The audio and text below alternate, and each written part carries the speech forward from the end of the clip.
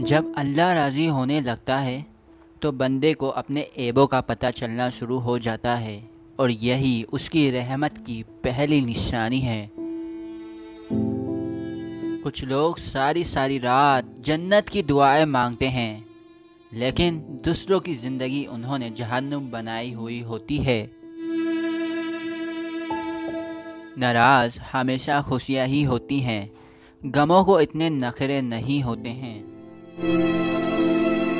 ایک دن سونے نے لوہے سے کہا، ہم دونوں ہی لوہے کے ہتھوڑے سے پیٹے جاتے ہیں، مگر تم اتنا چلاتے کیوں ہو؟ لوہے نے جواب دیا، جب اپنا ہی اپنے کو مارے تو درد زیادہ ہوتا ہے۔ جو تھا اچھا تھا الحمدللہ، جو ہے بہتر ہے ماشاء اللہ، اور جو ملے گا بہترین ہوگا انشاءاللہ۔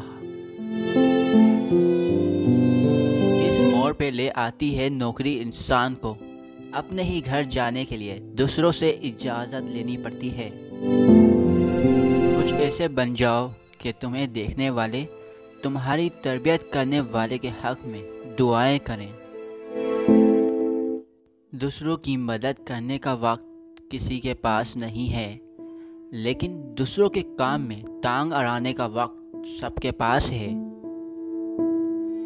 فرمان علی، اپنا سر اونچا رکھو کہ تم کسی سے نہیں ڈرتے، لیکن اپنی نگاہیں نیچے رکھو تاکہ پتہ چلے تم ایک باعزت گھرانے سے تعلق رکھتے ہو۔ زندگی کی ٹھوکریں بہت نرالی ہوتی ہیں، جب بھی لگتی ہیں کچھ نہ کچھ سکھا کر جاتی ہیں، یا پھر کسی کی اصلیت دکھا جاتی ہیں۔